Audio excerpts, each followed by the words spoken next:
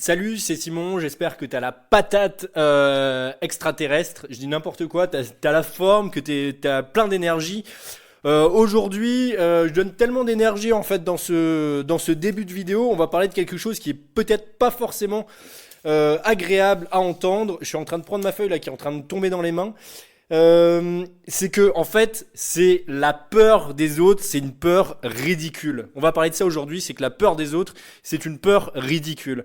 Alors ouais, tu m'as bien entendu. Et si tu veux, moi en plus, là tout à l'heure j'étais en train de regarder là, une petite conférence sur, je sais même plus comment il s'appelle le gars, il a un nom un peu bizarre.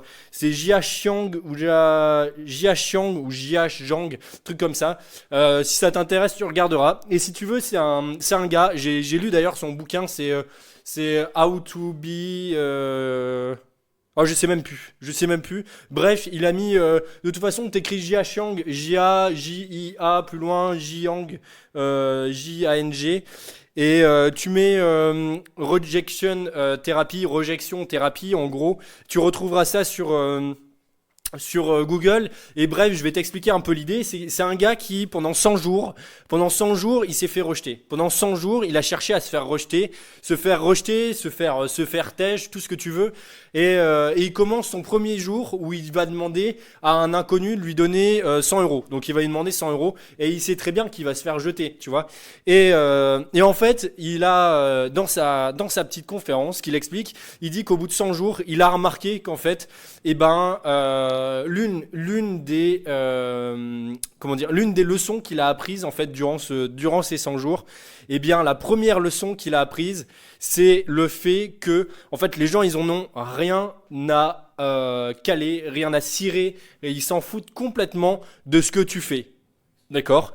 Et en fait ça c'est l'idée de cet audio, c'est que et moi-même tu vois je l'ai vécu quand peut-être que tu as démarré et d'ailleurs je te le souhaite que tu as démarré déjà les défis sociaux et que tu es accompagné par moi, peut-être que t'es content, t'es contente de recevoir chaque jour des mails que je t'envoie que je t'envoie en fait par mail tout simplement, que tu retrouveras dans la description. Il suffit de t'inscrire dans la description où tu recevras régulièrement des mails.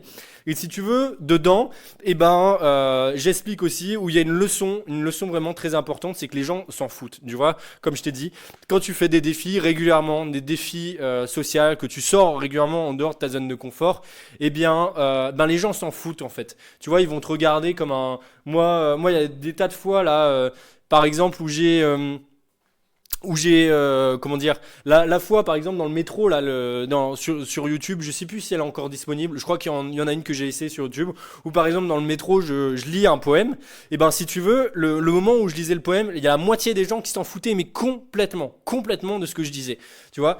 J'ai mis aussi plein de défis sur YouTube. À un moment, je vais d'ailleurs en remettre. Si ça t'intéresse, n'hésite pas à me le dire en commentaire. Même si t'as des idées, n'hésite pas à me le mettre dans le commentaire. Si t'as des idées de défis que tu voudrais que je fasse, des trucs complètement barrés, n'hésite pas à me le dire. Je m'en fous, je suis ouvert. Et limite, plus c'est dur, plus ça m'intéresse.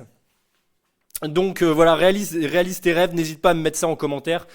Et donc voilà, si tu veux, par exemple, même quand je regardais des gens dans les yeux en ville là, avec ma caméra, même quand je me suis mis par terre, là, je me souviens encore sur la place de Bruxelles. Je te parle de tout ça. Bon, j'en ai fait plein d'autres, mais c'est ceux qui sont sur YouTube et ceux qui étaient sur YouTube. Et ben les gens s'en foutaient, la moitié ils s'en foutaient de ce que je faisais. Et qu'est-ce que toi tu peux en retenir? Qu'est-ce que tu peux en retenir toi de ta situation?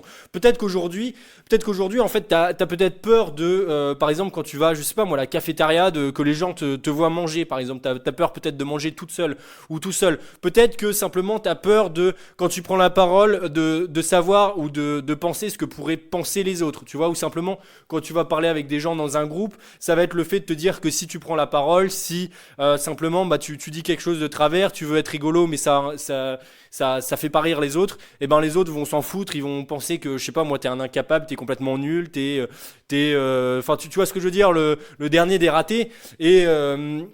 Et en fait, la plupart des gens s'en foutent, tu vois. Même quand bien même, moi j'ai remarqué des fois, tu sais, enfin, là tu le vois rien que dans cet audio, des fois je dis des conneries, tu vois. Je suis authentique aussi. Et si tu veux, moi il y a des tas de fois où je dis des conneries. Je suis même quelqu'un qui fait des gaffes.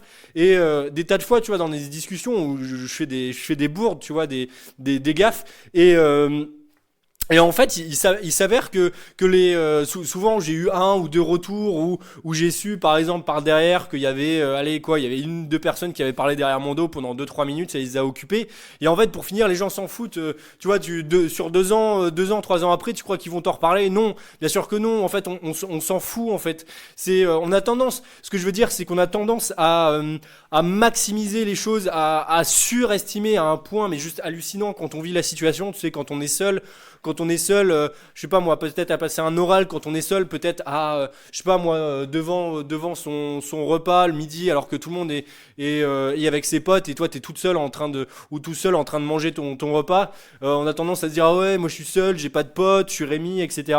Et en fait, mais voilà, c'est tout. Tu crois que les autres ils s'en souviendront pendant un an? Bah non, non, non.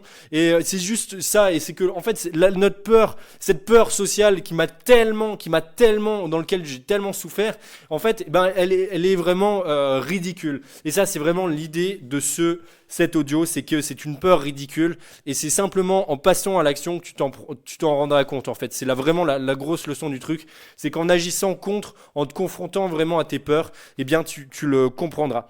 Maintenant, si tu veux avoir si tu veux découvrir en fait les astuces, les secrets des personnes qui passent à l'action, il suffit simplement d'écrire. Non, je dis n'importe quoi. Ou écrire ton mail ou de t'inscrire tout simplement en cliquant dans le lien dans la description. Et à partir de là, eh bien, tu recevras un cadeau pour Noël et tu pourras changer enfin ta vie. Voilà, on se revoit derrière la description. Et puis, je te souhaite une très bonne soirée, journée, week-end, tout ce que tu veux. Salut!